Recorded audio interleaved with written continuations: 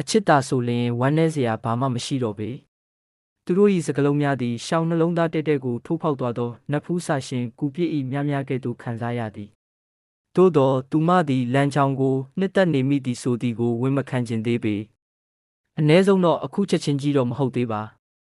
ရုတ်တရက်ဆိုသလိုဒေါသတကြီးဖြစ်နေသောလူငယ်တဦးသည်ထိမ့်မနိုင်သိမ့်မရဒေါသအရှိန်များဖြင့်ခမ်းမထဲသို့ပြေးဝင်လာသည်လင်းမြန်ဖြက်လက်သောအရှိန်ဟုန်ဖြင့်သူသည်ဝေရန်ကန်ချက်တစ်ခုကိုပြုလုပ်လိုက်ပြီးပြိုင်ဘက်ကိုချက်ချင်းပင်အလဲသိပ်လိုက်လေသည်အားလုံး၏အံ့အားသင့်မှုကိုဂယုမဆိုင်ဘဲလမ်းချောင်းသည်ရှောင်းလက်ကိုဆွဲကင်ကခမ်းမထဲမှပြက်ပြက်တသားထွက်ခွာသွားခဲ့သည်ထိုဖြစ်ရမတိုင်မီကလူမိုက်ဆန်သောထူးချွန်ចောင်းသားတဦးသည်အားလုံးကိုတမင်တကာအဝေးသို့ခေါ်ထုတ်သွားပြီးရှောင်းကိုအခန်းထဲတွင်တယောက်တည်းပိတ်လောင်ထားခဲ့သည်သူကသူ့ကိုယ်သူចောင်း၏နှလုံးသားသိမ့်ပိုက်သူဟုထင်နေသူဖြစ်သည်ရှောင်းကသူ့ပေါ်စိတ်ဝင်စားနေသည်ဟုလည်းမှားယွင်းစွာယူဆထားပြီးမတင်လျော်သည့်လုပ်ရက်များကိုလှုပ်ဆောင်ရန်ကြံရွယ်ခဲ့သည်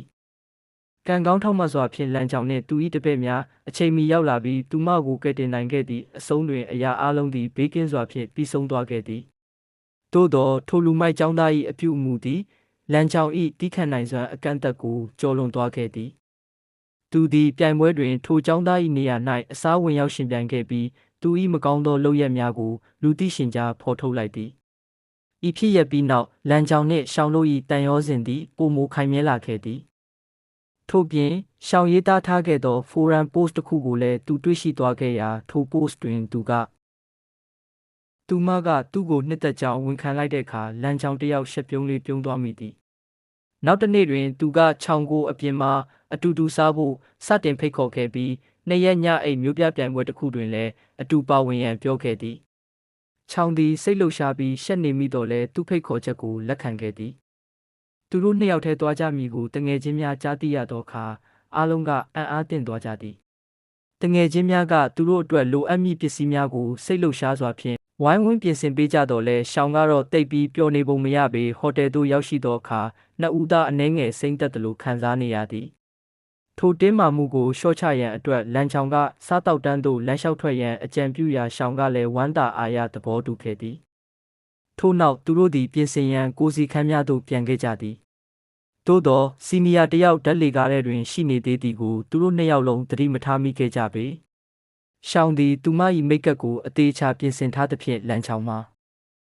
စိတ်လှုပ်ရှားလုံး၍သူမကိုပင်မောမကြည့်ရဲဖြစ်နေသည်စီနီယာကလိုက်ချင်သလားဟုမေးသောအခါလမ်းချောင်းကချက်ချင်းပင်စီနီယာမှာပင်ပန်းနေသည်ဟုဖြတ်ပြီးပြောလိုက်သည်ထို့ကြောင့်သူတို့နှစ်ဦးသားတယောက်နောက်တယောက်လိုက်ရင်းစားတောက်တန်းသို့ထွက်လာခဲ့ကြသည်